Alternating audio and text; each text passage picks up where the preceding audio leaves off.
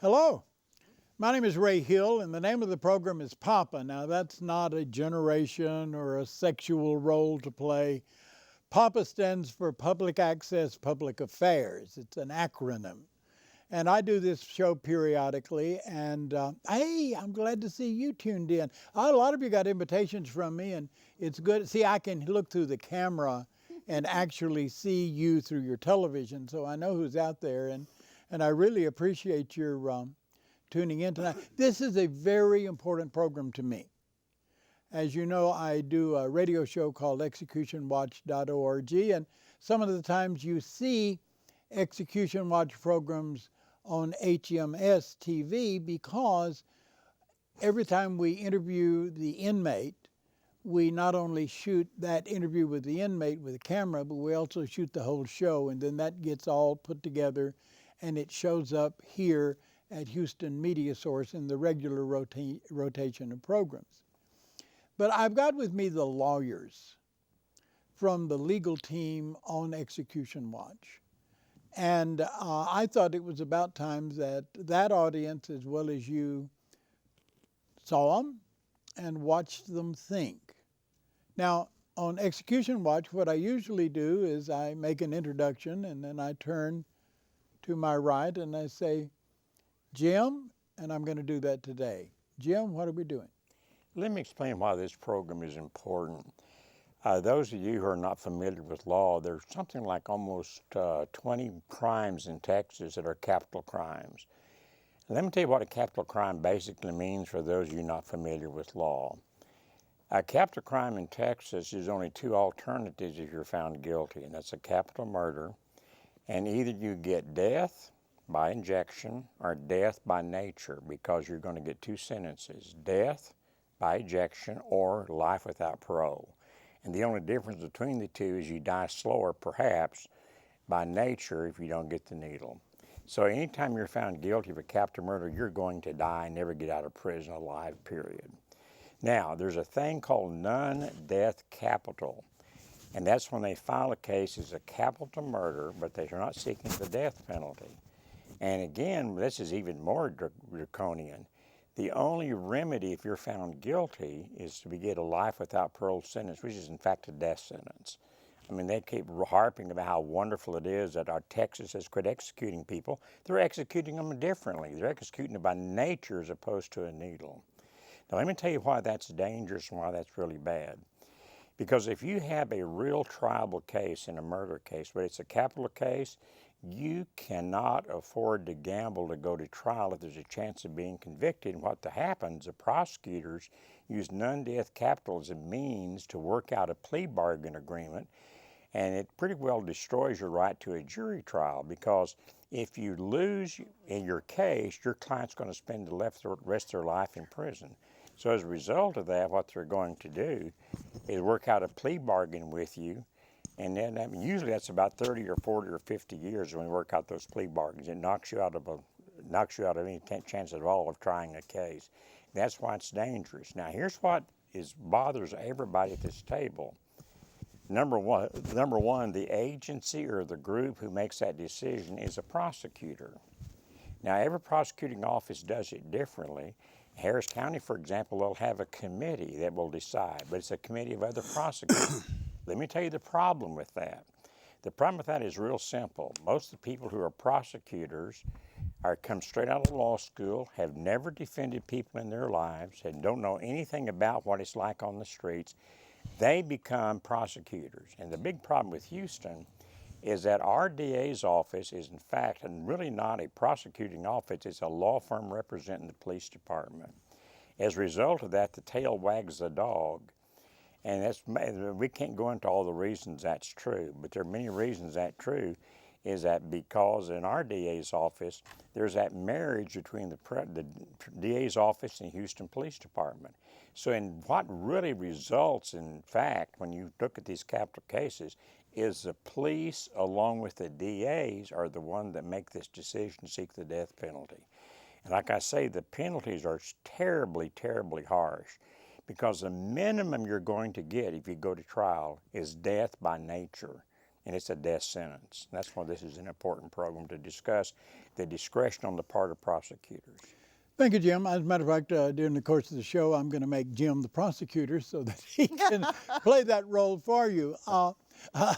And you know, the fact of the matter is, most wrongful conviction cases begins when one cop turns to another and says, "I've got a hunch about this case." And from there, everything goes downhill because they stop investigating the case and they start putting together evidence to prove that hunch. But I'm going to set this up. Now, for tonight's case, involves the robbery of an Asian-owned convenience store in Channelview, Texas. And the assailant, the guy that does the robbing, is a white male, late 20s, early 30s. And he walks in the store alone. He's got a gun. He robs the store. He gets the loot, and he shoots the clerk, killing him. Goes out, gets in his car, and speeds away. Now, the car is gone, but somebody in the store got the license number and called the police, giving them the license number simultaneous with the report that went out over the radio or the computer. And the car was spotted right away. They read your license plate through the computer so they know who you are. And in the car, they found the assailant, the loot, the gun, and a passenger. They arrested both of them. Jim, you're the prosecutor, how does this case get to your desk? Gets to my desk is really simple. What happens when a police officer makes a case? The first thing they do is again call the DA's office, called DA's intake.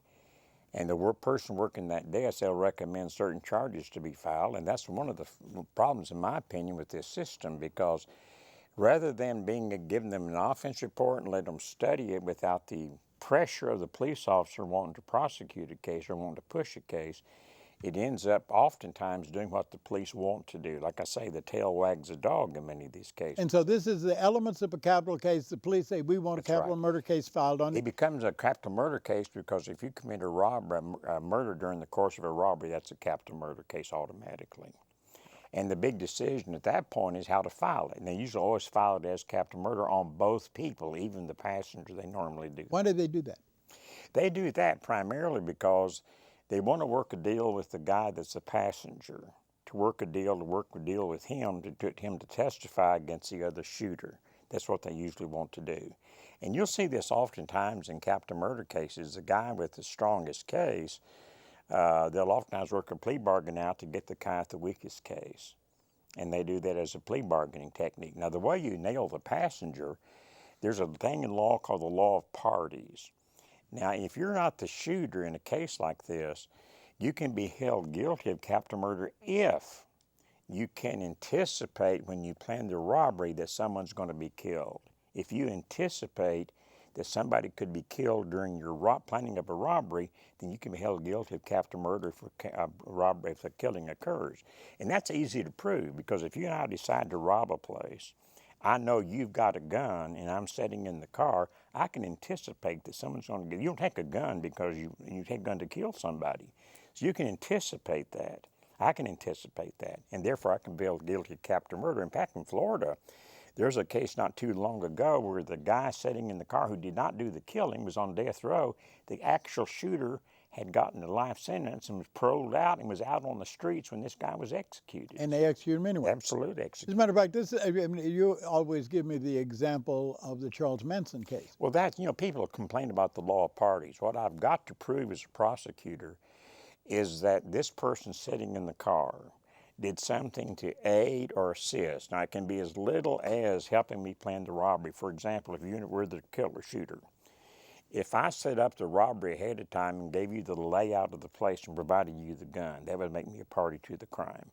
Or if I assisted you during the robbery by keeping lookout.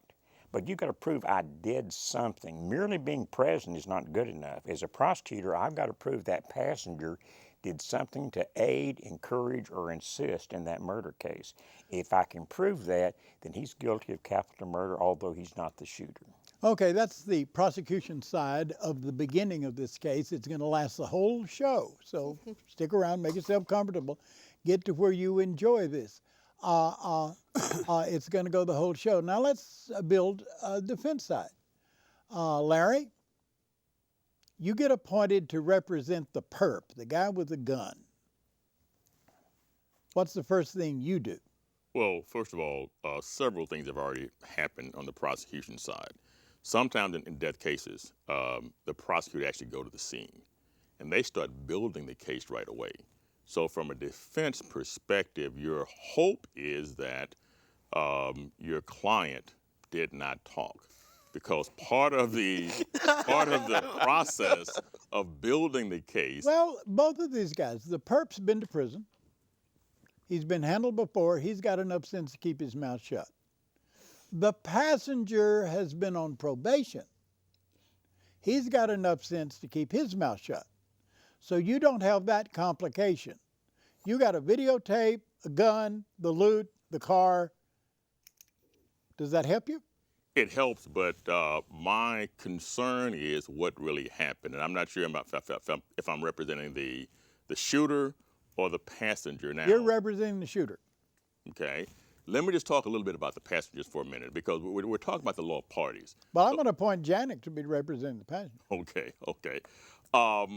The law of parties, there's got to be some showing of what the other party did. But if you're representing the shooter, then it's just a matter of trying to figure out again what happened was the incident occurred. There was a prosecutor, likely even at the scene, but they start putting the case together as quickly as they can. The defense lawyer, once the defense lawyer finally does get appointed, there's probably some things that have already happened that the defense lawyer does not know about. So the first thing the defense lawyer has to do is find out whether there are any possible defenses. So that's a matter of finding out what does the state say happened at the scene. Was there an intent to rob?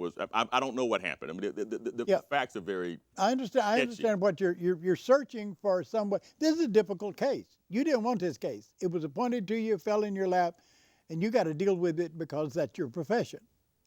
Really, there's only two defenses, Larry. Either self-defense or his accidental shooting.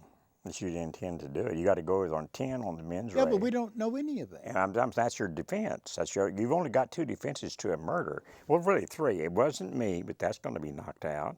Number two, the next thing you're going to have to do is say, well, it was self-defense. That's your other shot. The third thing, I didn't intend to do it. I stumbled and fell and the gun went off accidentally. That's about it.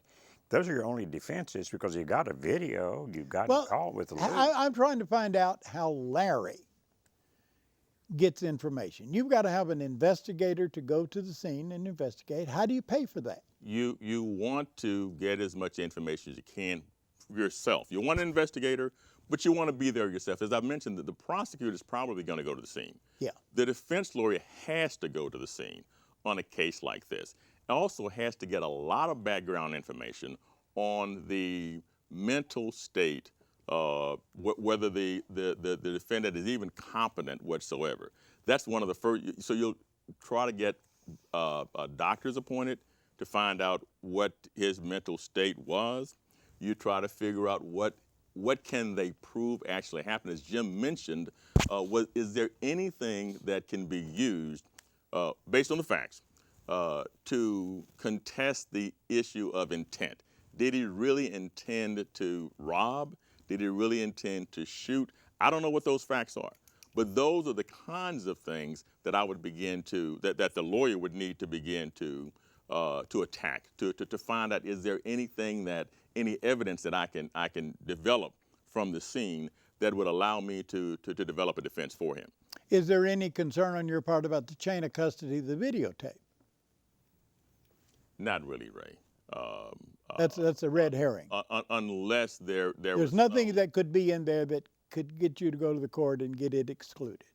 Well, you'd want to get the videotape to review it yourself to see exactly what happened. But if it reasonably reflects what occurred, then that chain of custody issue is It's just a red herring. It's not as important as it used to be in the past. I mean, the fact is, if it reasonably represents the occurrences on the date that the incident occurred, and it would be of help to the jury, of aid to the jury in understanding the case.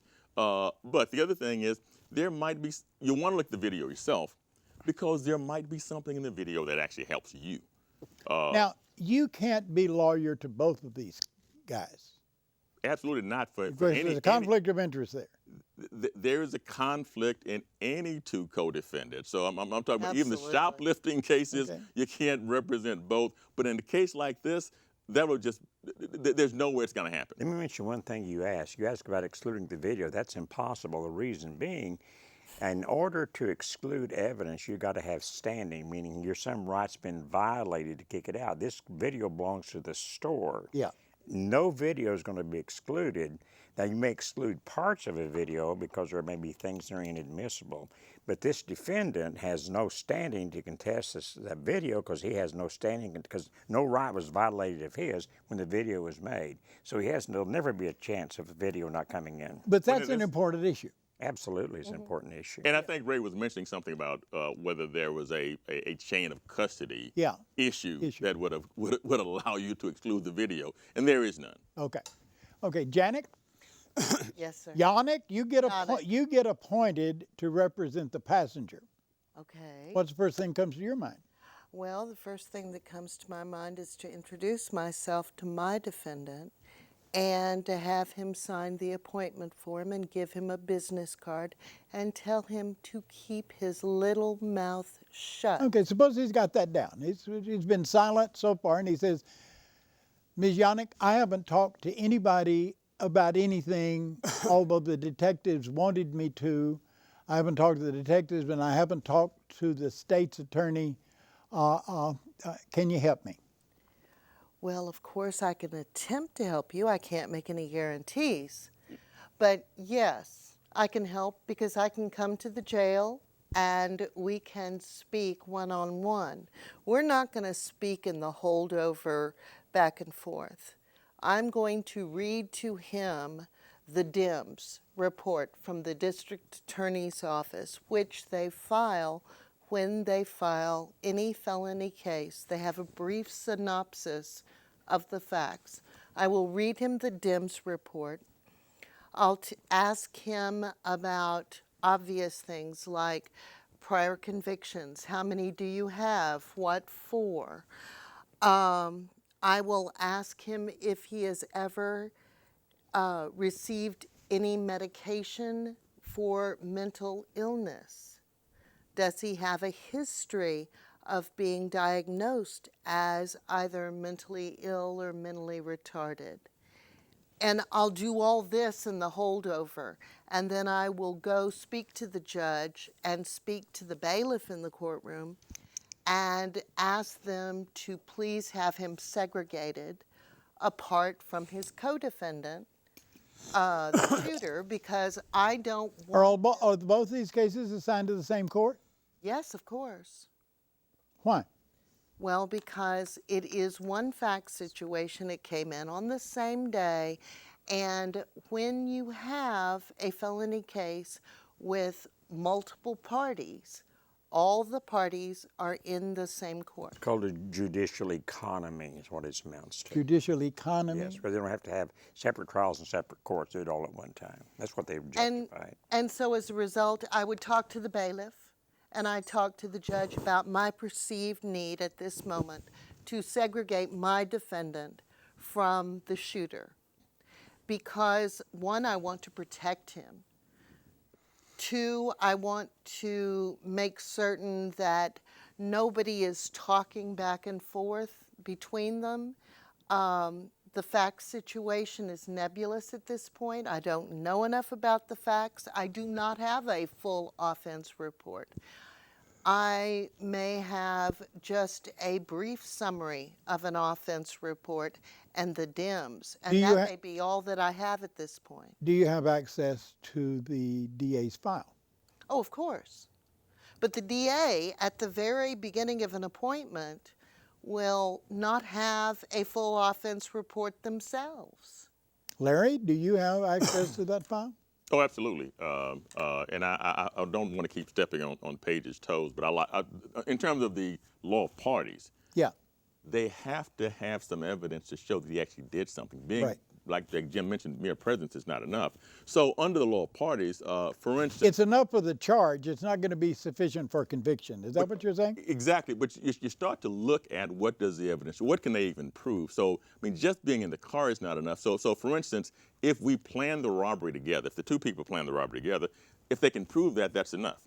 But let's just suppose that I'm sitting at my house, the co-defendant, the passenger, and this guy comes by and picks me up. Before or after the robbery?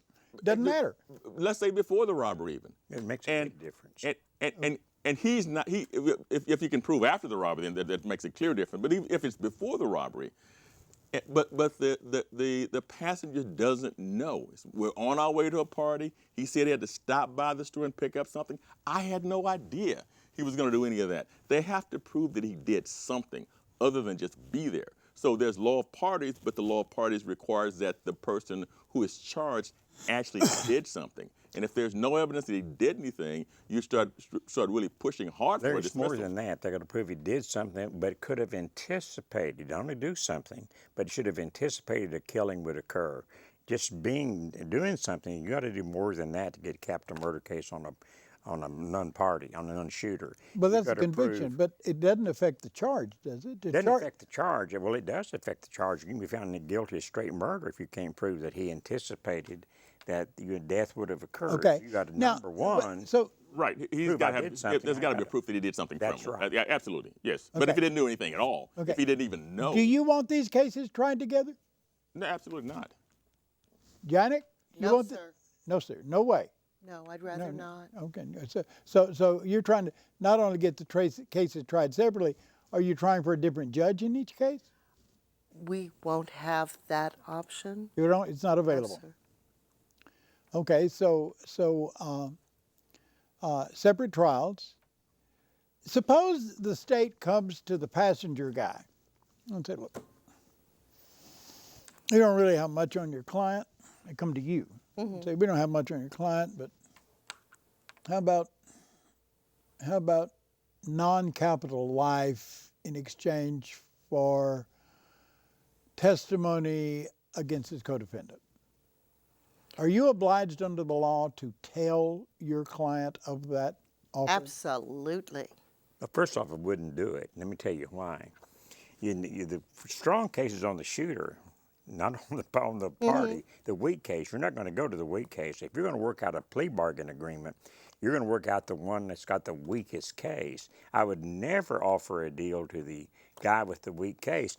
The guy really that did the shooting is a lay-down cinch, a retarded They don't need monkey. his testimony We don't need in his this case. testimony. So why try to work a deal with her? Well, I wouldn't work a deal but with the her. point is, I have the obligation to convey every offer to my client. Offer wouldn't be made to you is all I'm saying. No, I but- agree. But It if would it never were happen. in the imaginary world, if you was such an offer, you'd have to. And how? When you told him about the offer, what would you advise him? Oh my goodness. Well, I would not advise him to make any decision yet because I haven't talked to him fully about the facts. Okay, you would. Time is on your side. I have got to go to the jail and I have got to talk to him about the facts before I can even assess whether or not an offer. Time is on your fair. side, right? Yeah, at this point. Larry, is time on your side? No. But let me make sure we're clear now. Now, Paige's client is the Passenger. the one against whom the case is weakest. Yes. Okay, and so my guy, I mean, the state would want her client's testimony against my guy. I would think that because they really want this guy to fry. Yeah. Why would they want it? They got enough already with that. I know, but they really want him to fry. I don't. Well, all we know is that there's been a killing, but I'm not sure what all the other facts are. If Well, neither am I. The only reason I'd offer a plea bargain to Paige if I thought that we couldn't make a capital Right, murder case. right. If I couldn't prove that, number one, that he did some overt act to help, Exactly. and number two, he couldn't anticipate the shooting, I'd offer a plea bargain to her. But under these set of facts, the idea that a jury would believe that somebody's picked up somebody and casually went by and robbed and killed somebody, no one's going to believe that. But if I had a weak case against Paige, I'd offer a plea bargain. That would be the only reason. Okay. I don't need her testimony. Okay, so the offer's made.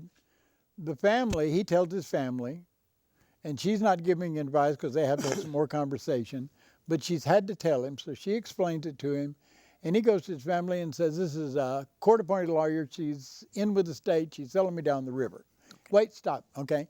So the family gets together, $2,500, and goes and sees Mike.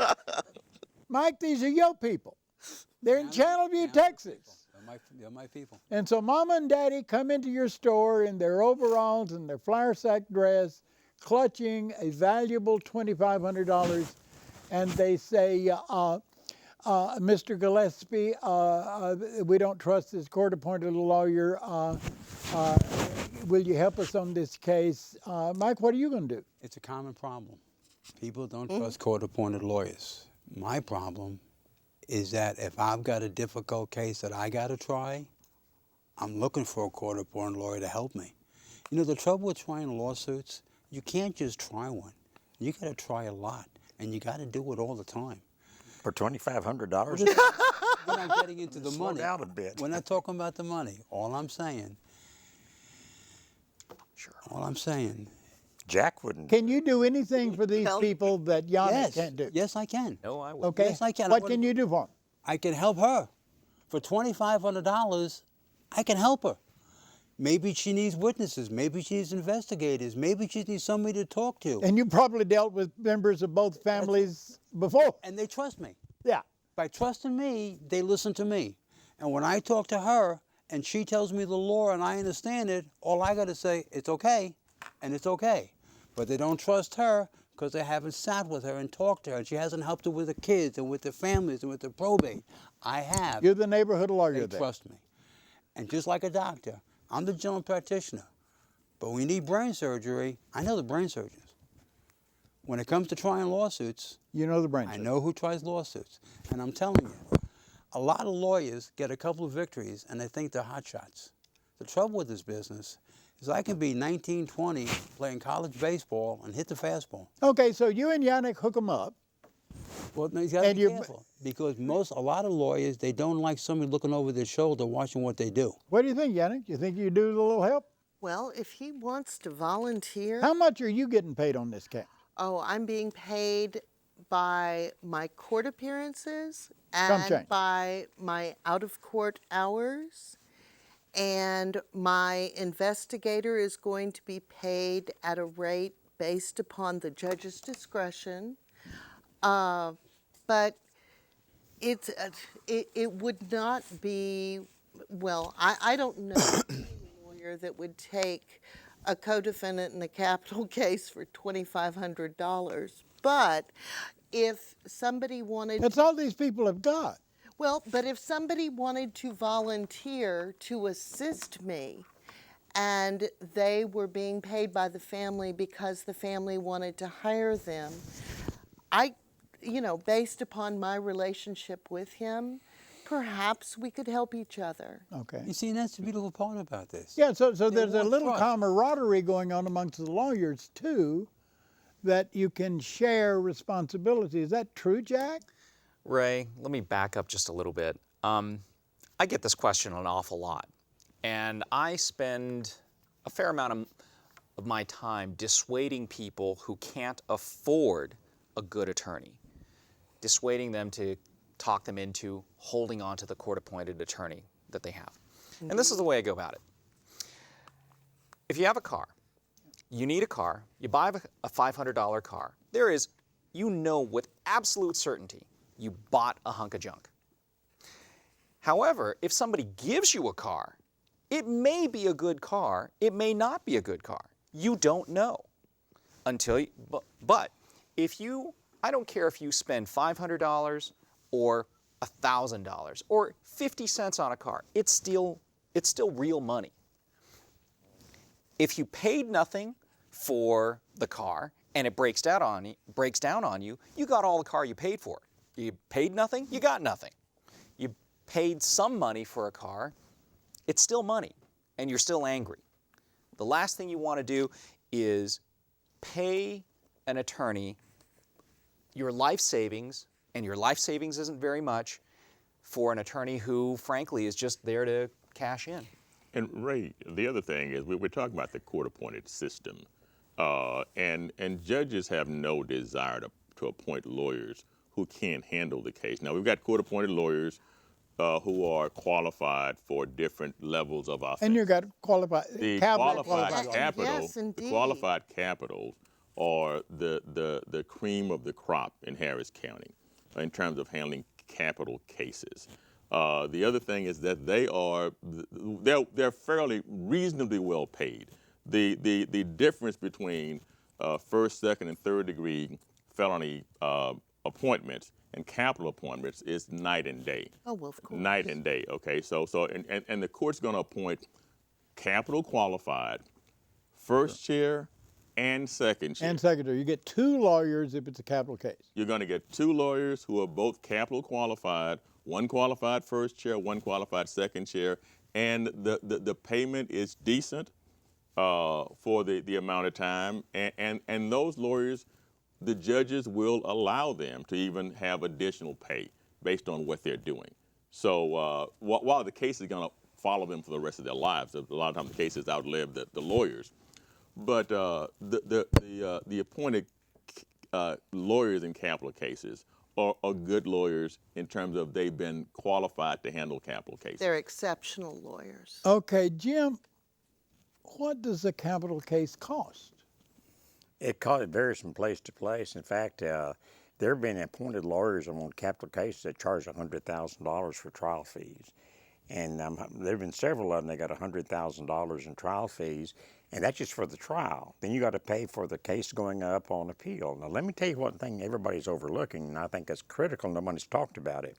From my viewpoint, the critical thing you got to do immediately is decide whether this case is triable or not. This case is not triable for your client.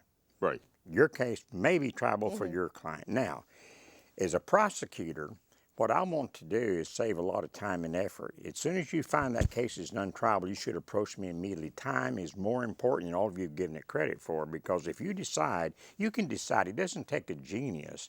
Once you kind of get the facts about even at the very beginning of the case, to know if you got a video, you got the loot, got caught at the scene, the gun, that you can trace the gun to ballistic, that's a dead man. You know that going in. You don't need to hire a genius to figure that out.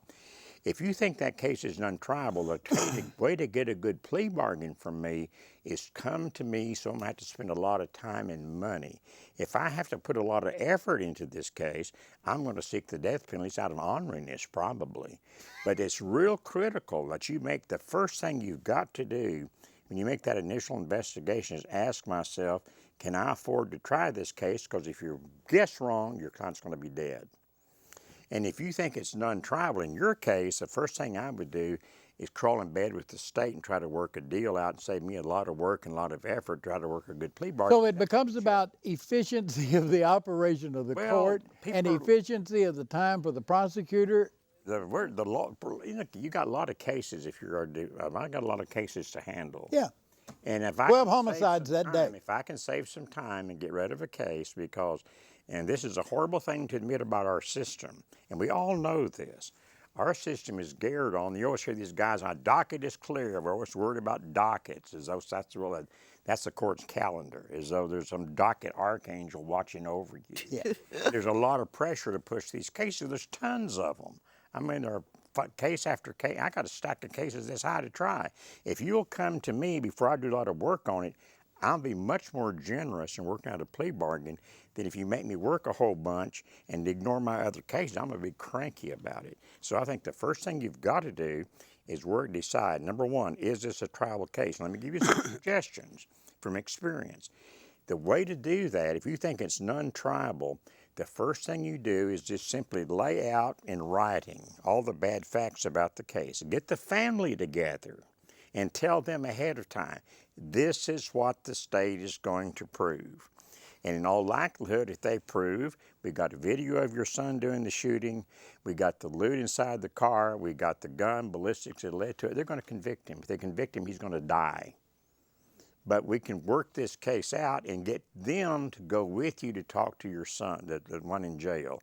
You want to, because remember, you've got to save people's ego, because if somebody's in jail, he's probably told his parents he didn't do it. You got to get them, save their ego, and get the family to help you persuade this person that the thing to do is get a plea bargain. You've got to plea bargain your case. At least Paige has a shot at it, but your guy is dead meat, and I know that. Well, clearly the shooter is the job of the defense attorney for the shooter is to try to keep death off of it. Yeah, Exactly. That's the primary If you'll come job. to me ahead of time and save me a lot of trouble, I work my other cases, I'm going to be generous with the plea offer. If you make me work a whole lot and ignore my other cases, I'm going to punish you for doing that. Exactly. That's the way it works. The other thing is when you go to the prosecutor after having visited with the client and his family, you've also got to give the prosecutor something for the other side, because the dead person, that person has a family too, and the prosecutors listen to that person a lot. So it's a matter of dragging that family through a trial. You've got to give them some reason as to why, because they've got a case where they can get a guy dead if they want to. Yeah, but Mike over here represented the kid's father in 3 cases. And that becomes the problem.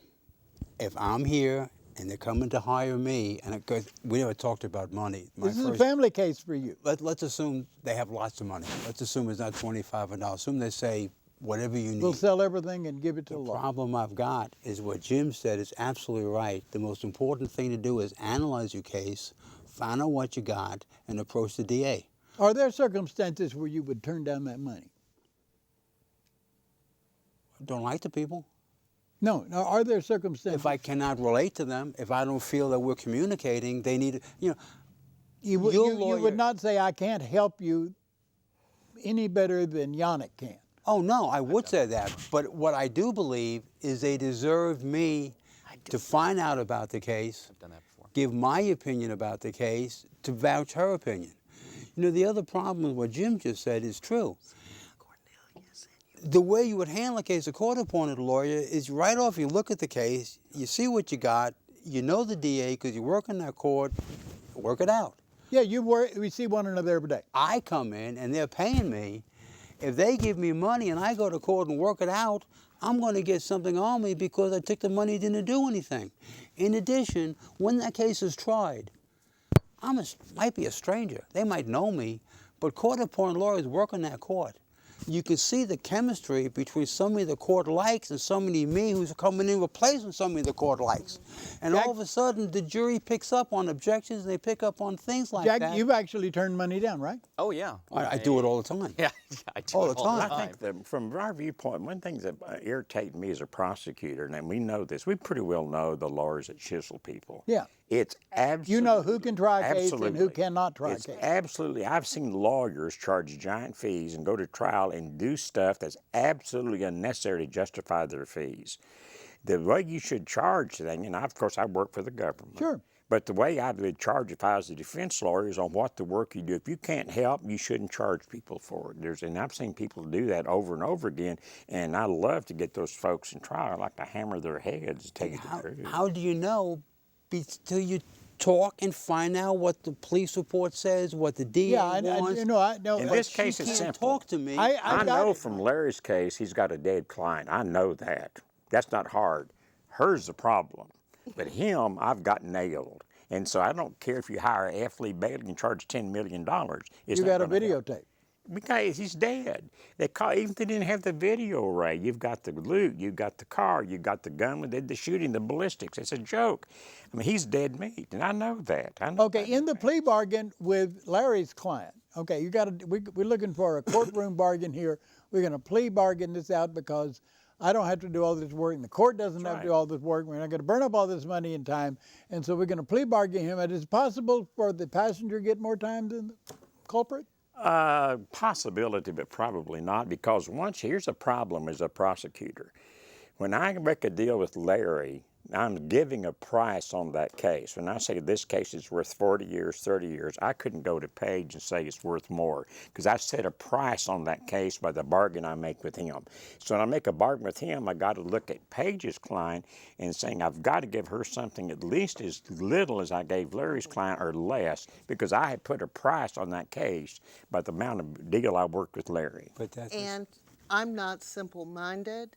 And so if he has put a price of 40 years on the shooter, there is absolutely no way I'm going to talk to my client about a Getting plea more time. bargain that involves Okay, getting so your 40 client, years. said, no, I'm not buying 20 years, and makes you go to trial. What are y'all going to do? That's the problem. That's how Happens. it happens. If you get paid to come in, you almost have to try the case, and then you can get more time than the person who took the plea. If you get paid to come in, you have to It's try. not, you're not gonna That's get what time, I'm you're saying. gonna You get have to killed. try to justify your fee, and that's not always the best. If you care about your client, the first thing you want to do is talk to her to find out what's going on the case and tell her, what can I do to help?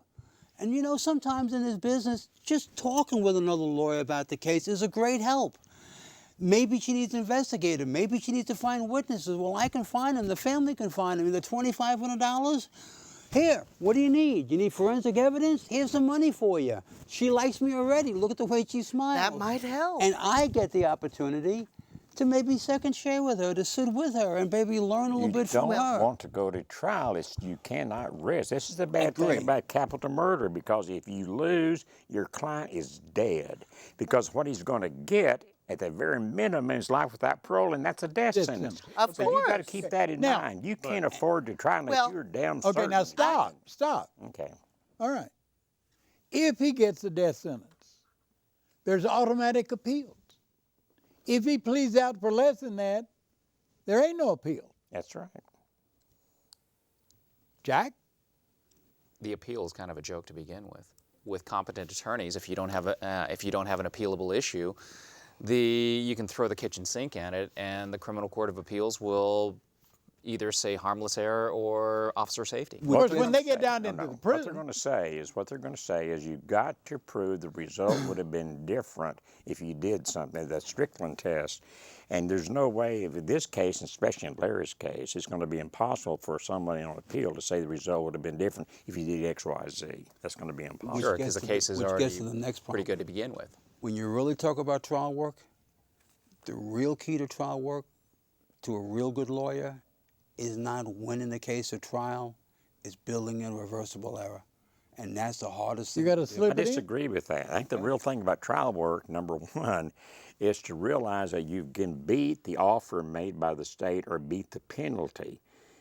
That's the real key to trial work, is whether or not you can Okay. beat the offer made by going to trial, or you can beat the offer. That's it. That's the real But what I case. meant by that, You're not going to build in reversible error that easily, believe Well, me. if it's a capital case, you know there's going to be appeals, and so reversible area is something you want to think about as you're trying the case. Get the judge to fall into some traps. well, I'm talking general. How well do traps? No. Okay. That's just, that's way too much. Pipe dream. Yeah. Let's look at all the cases we've tried in execution watch.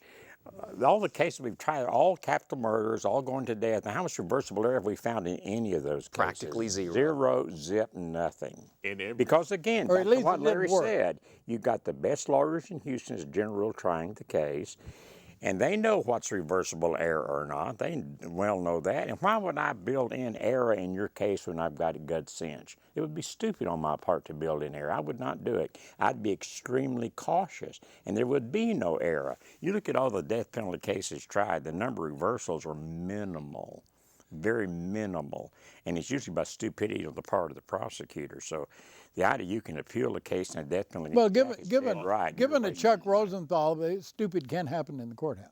But Rosenthal's not there. I I'm know, there. but given his time, On a practical note, though, the likelihood sometimes of getting the prosecutor to agree to take death off the table is sometimes totally impossible. sometimes if the public sentiment is such that the public will be outraged. Okay, The Larry? prosecutor might not be able to take that. Now, I'd like to share one experience. A story that a death row that a capital defense attorney told me. He tried capital cases before, even gotten not guilty on capitals, and he said that he got a capital case, and he was trying his best to negotiate with the prosecutors to take death off the table, and he was a good negotiator, but they wouldn't do it for him. Okay. And in the meantime, the family then goes out and hires a lesser attorney. And once that lesser attorney is hired, then the state takes death off the table. He was a bit insulted by it. He said, what's happening here? He says, well, if we went to trial with this guy, he very well might end up, the case might end up coming back because he just doesn't know what he's doing. But with you, we're going to get a sure kill. And this lawyer says, I had to stop doing capital cases altogether because I'm doing my client a disservice because some people, if the lawyer is not competent, he's handling the cases, the case might go on for a long time. And this goes back to exactly what Jim was saying earlier. If the prosecutor has to invest in the case, they're going to want a larger, a pound of meat. Yeah. If you look at the case for whatever reason, right, and if you look at the case and you realize, okay, this, here are our defenses, no defenses. All right, it's time to put my beggar's hat on and say, look, this is not a good situation for us. What do we need to do? He's very sorry.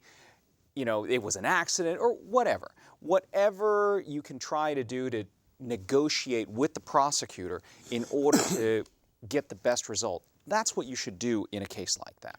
Okay. And I'm not disagreeing with that at all. Okay, let's save both of our guys. All right? Your guy gets non-capital life. He's eligible for parole in 20 years. None, you can't get none. If you get you get life without parole if it's non-capital. There's no such thing as straight life. It's automatic life without parole. All The life only is the time you same? can get life in a capital murder if you're under the age of 18. I know, but the deal is they lesser included offense. Well, you can charge him. I could reduce it to straight murder, and he could get life. Yeah, We do okay. capital. So that's what the deal they offer Larry, and your client is pretty much obliged to get whatever they offer, right? Okay, well, yeah. The fact is, I mean, again, I'm not disagreeing with anything Jim said or even what. But it's others all right have if you said. do. But the concern I have is we're always stuck with prosecutorial discretion. They can do it if they want to, but in some cases they will not. In some cases, if they're dead set on having a dead body, then the lawyer has no choice other than to try the case. Or if the client, despite all of his family's concern, persuasion, decides, I'm not going to plead, I want a trial, then he has no choice but to try the case. You do all that you can, but the overriding factor on every case, from a simple speeding ticket all the way up to a capital murder, is the prosecutor can decide that they can want to reduce it or not. Let me You're follow stuck up with on that. what you're saying, Larry. There was you may not remember this, but in Oklahoma about 5 years ago, a prosecutor in a multiple murder case got the death penalty in one and tried him a second time and got a second death penalty. Oh, bless him. And that's, he said, well, why did you do it? You got a death penalty. Why did you do a second trial? He said, I want him good and dead. Yeah. And that's what I'm talking about, that prosecutorial misconduct. I mean, that prosecutorial discretion. Absolutely. Yes. Got 2 death penalties. There was a case in Huntsville where a guy was 60-something years old, and they were seeking the death penalty. If he just got a straight life sentence, he would die in prison. But it was because, you're exactly right, because of the notoriety of that case. And they wanted to, and you got to realize that DAs are elected, and you got to keep an eye on what the public wants. All right, you guys, this is just like execution watch. The clock becomes God. So we're running out of time, and I wanted to ask you. I thought you were. You fellas. I mean, Paige and Mike, your guys get a 20-year offer. What are you going to do? I think she tells me the offer, and I sell it to the clients. She tells you the offer, and you go to the parents. To the clients. You start at the parents, and who are clients in this case, and you go forward. And I Before tell we them, And then, wait a minute, I'm not there because I'm fixing to come to you. Both of these guys go to the Ramsey, and they're doing their time, and somebody says, you ever been by the writ room? And they go in there, and there's this jailhouse lawyer. but see, that's the benefit of me. Wait a minute, let me get through. There's this jailhouse lawyer that says, you could have done better than that. Look for a couple of bags of coffee and a little ice cream and a Coca-Cola too. I can write you a writ that'll unravel all of that. Throw in a back rub. What do you? Or you can go with me to the back room. What's going on here? You're sentenced to how many ever years? You've got nothing but time, and you're in prison. Everybody is telling you you could have done better. This could have happened. You didn't think about this. Your lawyer didn't. And for whatever reason, well, I understand why. There's this currency of, well, I know what could have happened, and I know somebody who did this, and therefore, because I know that information, I have the keys to your getting out of prison. So, in order to do that, I can help you get out of prison. This is how you do it. Your lawyer obviously was too lazy, and so on and so forth. Among other things, you need to file an ineffective assistance of counsel, and so on. You're in prison. You've got nothing but time on your hands to speculate what somebody else should or shouldn't have done. That's really what's happening. Which is another reason I'd want to jump in a case like that for $2,500 up front. Let me say one thing. One thing we left out. We've got groups here in town, all over Texas, that are doing this idiot stuff of charging people money, promising they can get people out of prison. It's a big scam. Yeah, it's a big scam. A big scam. They've got groups doing that. Yep. And they're Send me $465. No, they're charging $4,000. One group out of Austin is. Yeah. My goodness. Yeah, but they're having to compete with one another with their scams. It's just a simple promise that we'll do something. And they know good and well that nothing can happen, or that the likelihood is so nothing to lose, astronomically really. small. The What thing can I you lose? don't understand is true criminal lawyers, you're ripping off criminals? It seems to be a dangerous job. It seems to be not they're not a real criminal lawyer if you're playing these games with your clients. Well, you'd need to talk to don't an know. ex-mayor of Pasadena about that. How about Tommy Shazer? You guys forgot. He's a lawyer that we probably don't know. He got shot. Yeah. Because he was. Scamming them. Not a lot of There's one thing I future want in to it. say before we go.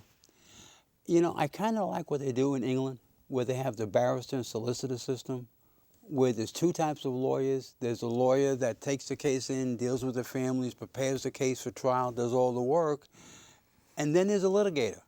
And all he does He is takes gets the file notes and he does- goes, it's but kind of like that- me on execution watch. I take Elizabeth's notes and make radio But out of it. that's all he does. He does it every day. That's all he does. And meanwhile, he has a reputation of winning. You know, when it comes to prosecutors, the way you get a deal, you beat them. Well, the you can prosecutors beat 'em- rotate too over in I England. know, but your word And so gets do out. the judges. But then the word gets out on you. But the only thing prosecutors take seriously is they don't want on their record they lost. If you Well, can- there's another side to that. Sometimes I want to make my bones. I want to try a case against a big hotshot lawyer so I can make my bones. yeah, but that's Yeah. her, not me. Well, I'm just telling you. the Yeah, no. Good lawyer, maybe What, incentive to try the what case. you're saying is your reputation is all you got in that courthouse. That's right. I got to talk to these people right here. You can easily see why I love these guys and gals. Well, it's a gal there. Yeah, the gal. And I'm a gay Sort of. guy, so maybe they sort that out. But you can see why I love these people because they volunteer their time.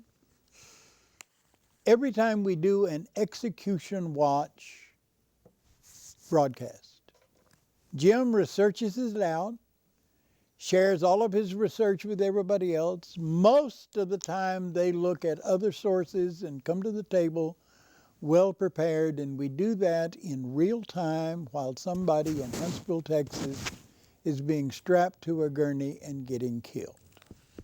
And during the hour that we're on the air, we begin with, Jim, what happened in this case? And he tells me what happened in this case.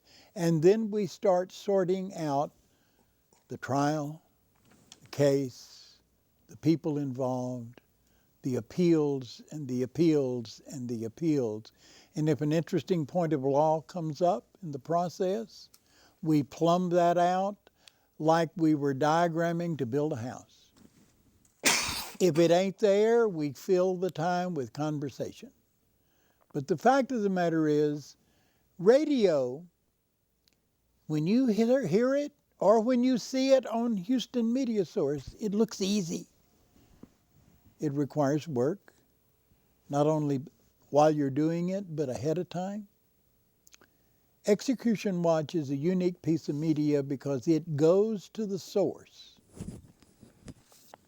and it covers the story in real time when a real human being with a real family has been strapped to the gurney with needles in his arms and they are killing him.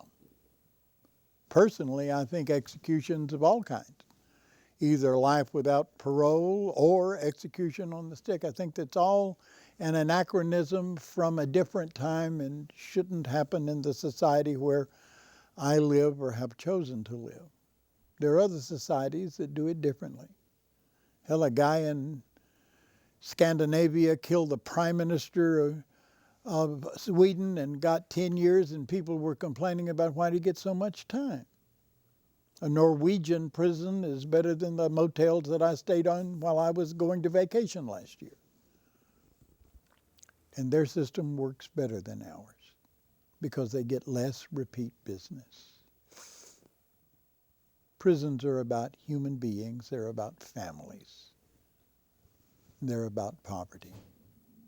I want to thank you for watching this show, and I want to thank these people for helping me make media that works. My name is Ray Hill. The name of the program is Public Access Public Affairs, and you will be able to find this program and the programs that were shot for Execution Watch on the archive of this station. Just go to our website and you'll find directions to our archive. It's also posted on YouTube.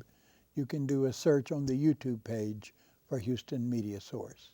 I want to thank you for listening, and good night.